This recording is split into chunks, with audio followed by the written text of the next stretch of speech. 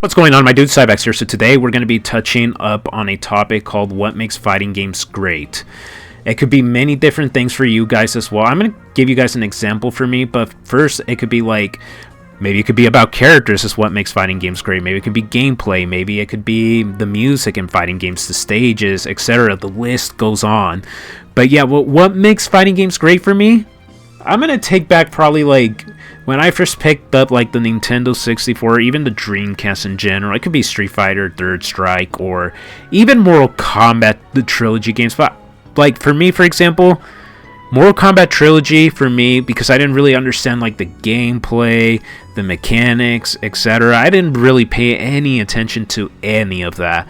What made me fall in love with Mortal Kombat was the characters, man. You had ninja characters, you had a Bruce Lee character there, that was Liu Kang, you had a Hollywood star, that was Johnny Cage, you had Special Forces, that was Sonya, Jax, you had cop characters that were Stryker, you had Cabal also, but he was changed into like this speed guy with like a mask because he got burned. Like if you know the lore and stuff like that, which I'm not going to be saying the lore in this video, but yeah, but there's like many different variety characters. You have four-arm characters, you have Shiva, you have Motaro, you even have big characters, you have Shao Kahn, the list goes on and etc. Dude, that's what made me fall in love with like Mortal Kombat. It just had different variety of characters. The stages also made me love Mortal Kombat too.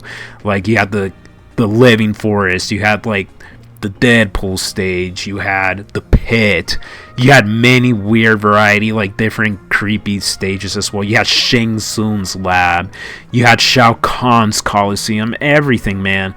The list goes on. I could continue as well. And then Street Fighter, they had like a different variety of characters as well. You have like it just depends, dude, because for me, what made me love about fighting games, and it still is to this day as well, because usually right now I pay attention to gameplay. I said, okay, maybe like if the gameplay is super good, I'll probably play it. Or if like there's like a gameplay I really like for example, if there's one game in particular that I really liked and many other people didn't because of the roster, was MVCI. I really liked MVCI for what it was, like in terms of gameplay. I'm not going to defend the graphics, I'm not going to defend the roster or anything like that, because in that department, they did really bad in that department, but the gameplay was there for me, man. It really was. I really liked it.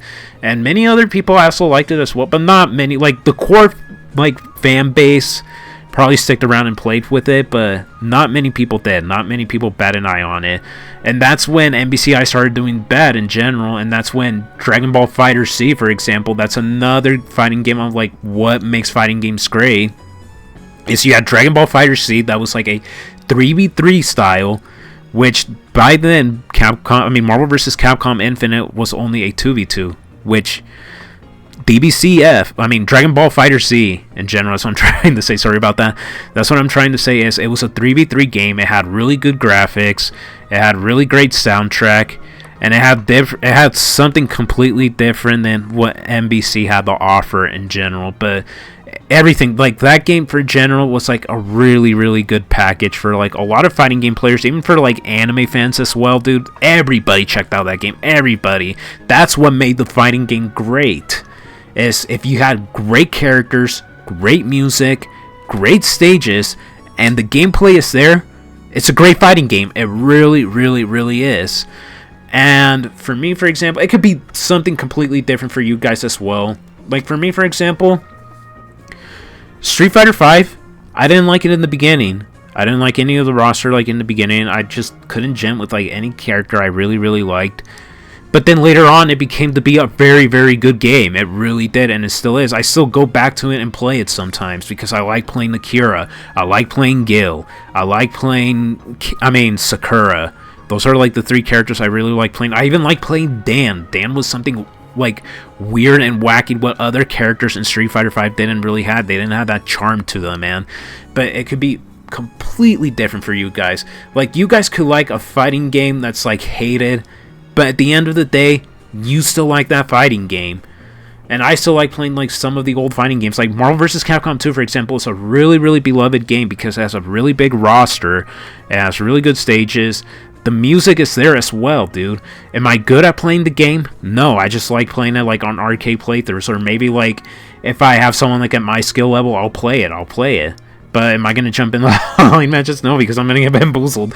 But anyways, yeah, that's what makes fighting games great, man. It's that unique charm to it. The characters, the stages, the music, the gameplay, everything, man. I just keep repeating myself, but I already showed you my example. Like, for example, for me, what makes fighting games great is Mortal Kombat, Street Fighter for me, and even Killer Instinct in general, because Killer Instinct is also something different than what Mortal Kombat has to offer, because you have vampire characters there, you have robot characters there, you even have a dinosaur character there, you have a barbarian character there as well.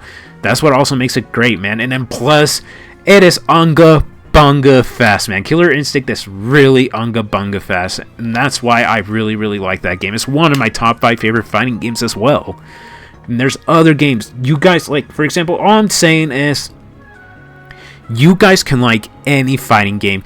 You don't have to follow a trend just because at the end of the day, you could be hearing someone say, "Oh my god, this game is super, super fun," and then later you go on and play that game, and you don't end up liking it. You just don't. Maybe you end up liking like a game like that isn't popular, and that's okay, because at the end of the day, it's what you like, and it's what makes a fighting game great for you. It really, really does, man.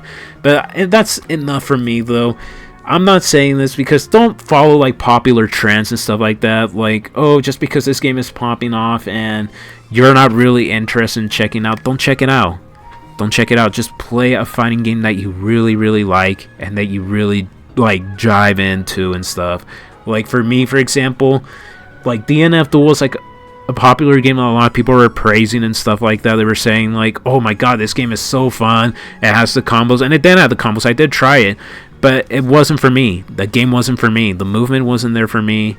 Gameplay wise, I didn't really like the gameplay at all as much for DNF Duel, but yeah, that's the only thing I really have to say about it, man. Just play a fighting game that you really, really like and enjoy, because at the end of the day, you're going to be having fun, and you're going to be having fun with other people that are playing the game as well. But anyways, you guys, thank you so much for watching, and